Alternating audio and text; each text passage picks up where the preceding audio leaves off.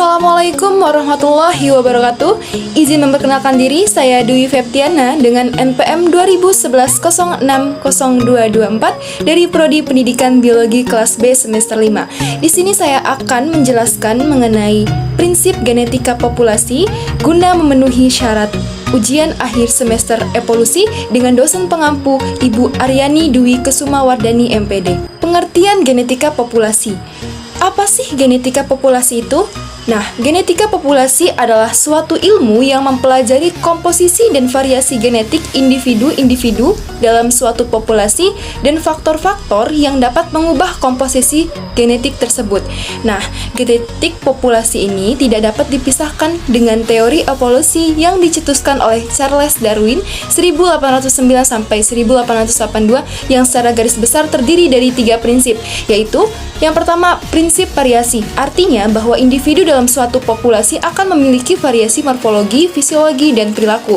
Yang kedua, prinsip hereditas, yang artinya bahwa setiap individu dalam suatu populasi memiliki kesempatan yang sama untuk menghasilkan keturunan. Yang ketiga, prinsip seleksi, yang artinya bahwa beberapa individu dalam suatu populasi lebih mampu beradaptasi dan bertahan hidup. Selanjutnya, sejarah dan perkembangan genetika populasi.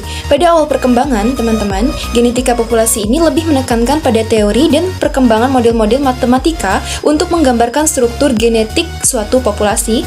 Dan selanjutnya, ketika era komputer itu mulai berkembang, para ahli genetika populasi ini mulai membuat program-program simulasi suatu populasi pada eksperimen yang dilakukan.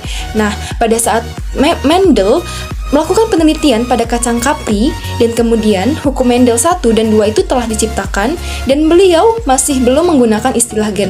Tetapi penelitian-penelitian yang dilakukan oleh Mendel itu lebih menitik beratkan pada penyebaran genotip dari variasi genetik individu yang dihasilkan dari perkawinan tunggal. Selanjutnya, oleh karena itu, Godfrey Hardy melakukan beberapa penelitian yang menggambarkan hubungan antara penyebaran genotip dengan variasi fenotip individu pada suatu populasi, dan hasil penelitian ini kemudian dipublikasi oleh Willem Weinberg dan selanjutnya menjadi dasar dalam merumuskan prinsip dasar genetika populasi. Selanjutnya ada derivasi yang terdiri dari evolusi konvergen, di mana pengembangan struktur serupa di dalam spesies berbeda yang hidup di lingkungan yang sama dikenal sebagai evolusi konvergen.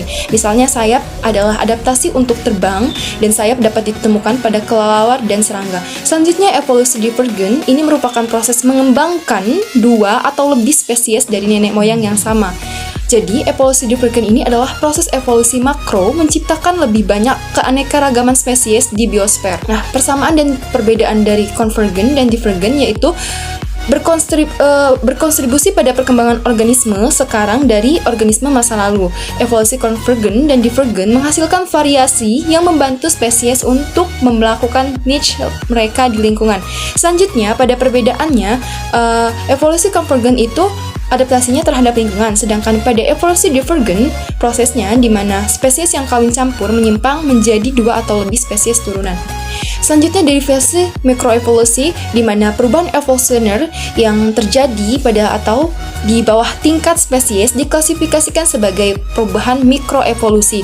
Nah, di perspektif genetika populasi ini, perubahan frekuensi alel suatu populasi yang terlihat dalam beberapa generasi, dan sebagian besar perubahan ini disebabkan oleh mutasi, seleksi alam, aliran, atau migrasi genetik. Selanjutnya, makroevolusi. Nah, makroevolusi ini, teman-teman, mengacu pada perubahan evolusioner skala besar yang memecahkan penghalang spesies dan dapat memunculkan spesies baru, dan bahkan mempengaruhi kelompok taksonomi yang lebih tinggi, seperti genera dan famili. Penyimpangan equilibrium Hardy Weinberg, di mana menyatakan bahwa frekuensi alel dan frekuensi genotip dalam suatu populasi akan tetap konstan, yakni berada dalam kesetimbangan dari satu generasi ke generasi lainnya, kecuali apabila terdapat pengaruh-pengaruh tertentu yang mengganggu kesetimbangan tersebut, meliputi perkawinan tak acak, mutasi, seleksi, ukuran populasi terbatas, hanyutan genetik, dan aliran gen. Syarat berlakunya asas Hardy-Weinberg ini ada 5. Yang pertama, setiap gen mempunyai viabilitas dan fertilitas yang sama. Selanjutnya, yang kedua, perkawinan terjadi secara acak. Yang ketiga, tidak terjadinya mutasi gen atau frekuensi terjadinya mutasi sama besar. Yang keempat, tidak terjadinya migrasi. Dan yang terakhir, jumlah individu dari suatu populasi selalu besar. Nah, dari 5 persyaratan yang diajukan dalam kesetimbangan Hardy-Weinberg tadi banyak dilanggar, jelas akan terjadi evolusi pada populasi tersebut yang akan menyebabkan perubahan perbandingan alel dalam populasi tersebut. Nah, definisi evolusi sekarang dapat dikatakan sebagai perubahan dari generasi ke generasi dalam hal frekuensi alel atau genotip populasinya. Pautan seks, kromosom kelamin dibedakan atas kromosom X dan kromosom Y. Peristiwa terdapatnya gen dalam kromosom kelamin disebut terpaut seks, dan gen-gennya disebut gen terpaut seks ini sex-linked gens. Oleh karenanya, kromosom X lebih panjang dari kromosom Y karena jumlah gen-gen yang terpaut kromosom X lebih banyak daripada gen-gen terpaut kromosom Y. Gen-gen yang terpaut pada kromosom X ini memiliki pola khusus dalam perwarisannya. Laki-laki hanya memiliki satu kromosom X. Hal ini menyebabkan satu gen resesif yang terdapat pada kromosom X dapat langsung muncul sebagai sifat tubuh. Berbeda dengan wanita yang memiliki dua kromosom X, gen resesif hanya akan muncul dalam keadaan homozigot dan kedua kromosom membawa gen resesif. Sifat-sifat tubuh yang terpaut pada kromosom X antara lain buta warna, yaitu mana seorang kesulitan membedakan warna yang dilihat oleh mata.